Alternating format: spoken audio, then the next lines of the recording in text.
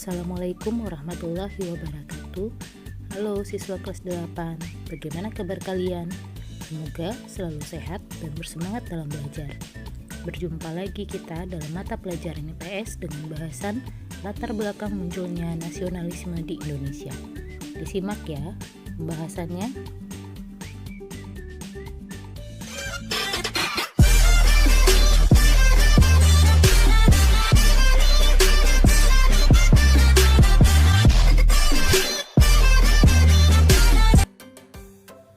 Faktor yang melatar belakangi terjadinya pergerakan nasional di Indonesia dibagi atas dua, yaitu faktor yang berasal dari dalam atau faktor internal dan faktor yang berasal dari luar atau kita sebut dengan faktor eksternal. Faktor internal yang pertama adalah perluasan pendidikan. Pemerintah Hindia Belanda menerapkan kebijakan politik etis pada tahun 1901.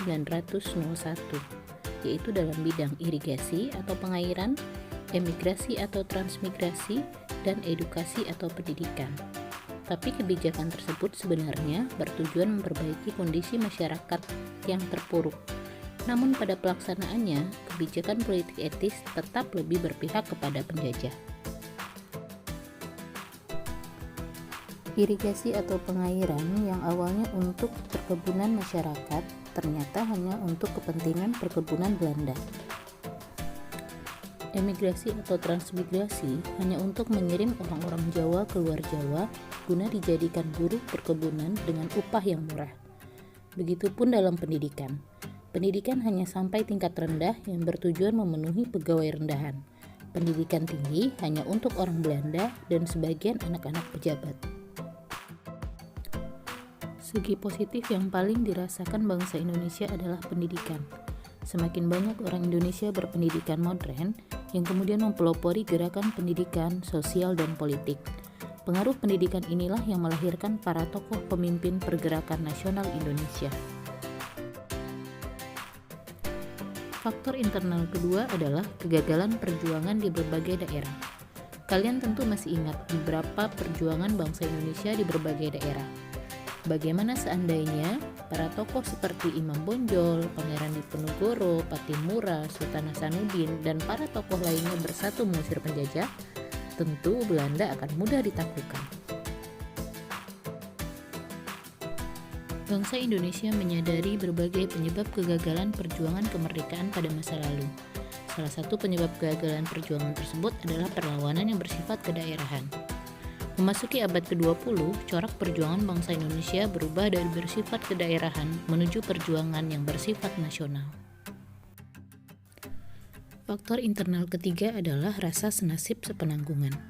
Perluasan kekuasaan Barat di Indonesia telah mempengaruhi perubahan politik, ekonomi, dan sosial bangsa Indonesia. Tekanan pemerintah Hindia Belanda pada bangsa Indonesia telah memunculkan perasaan kebersamaan rakyat Indonesia sebagai bangsa terjajah. Hal inilah yang mendorong tekad bersama untuk menghimpun kebersamaan dalam pergerakan kebangsaan Indonesia. Faktor internal keempat adalah perkembangan organisasi etnis, kedaerahan, dan keagamaan. Organisasi pergerakan nasional tidak muncul begitu saja. Awalnya, organisasi yang berdiri di Indonesia adalah organisasi etnis, kedaerahan, dan keagamaan. Berbagai organisasi tersebut sering melakukan pertemuan hingga akhirnya muncul ide untuk mengikatkan diri dalam organisasi yang bersifat nasional. Organisasi etnis banyak didirikan oleh para pelajar perantau di kota-kota besar, contohnya Serikat Pasundan atau Perkumpulan Kaum Betawi. Selain organisasi etnis, muncul juga beberapa organisasi kedaerahan seperti Trikoro Darmo, Yong Java, dan Yong Sumatera. Beberapa organisasi bernafas keagamaan yang muncul pada abad ke-20 antara lain Muhammadiyah, Nahdlatul Ulama, dan Muda Kristen Jawi. Kaum wanita juga aktif berperan dalam berbagai organisasi, baik organisasi sosial maupun politik. Peran serta perempuan dalam memperjuangkan kemerdekaan telah ada sejak dahulu. Beberapa tokoh pejuang wanita zaman dulu adalah R.A. Kartini, Dewi Sartika, dan Maria Walanda Maramis. R.A. Kartini adalah putri Bupati Jepara, Jawa Tengah yang memperjuangkan emansipasi antara laki-laki dan perempuan. Beliau mendirikan sekolah khusus untuk perempuan.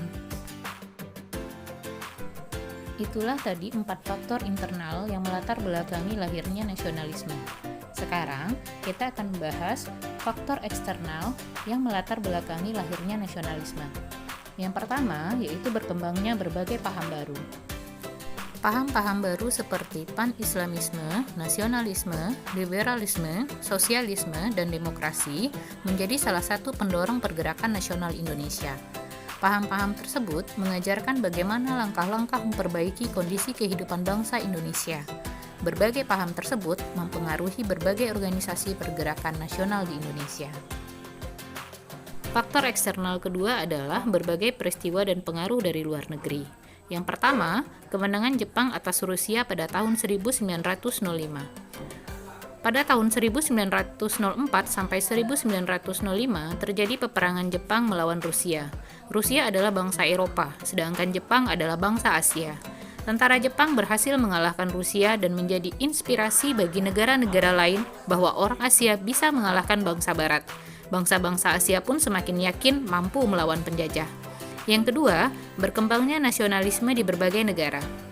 Pada abad 20, negara-negara terjajah di Asia dan Afrika menunjukkan perjuangan pergerakan kebangsaan.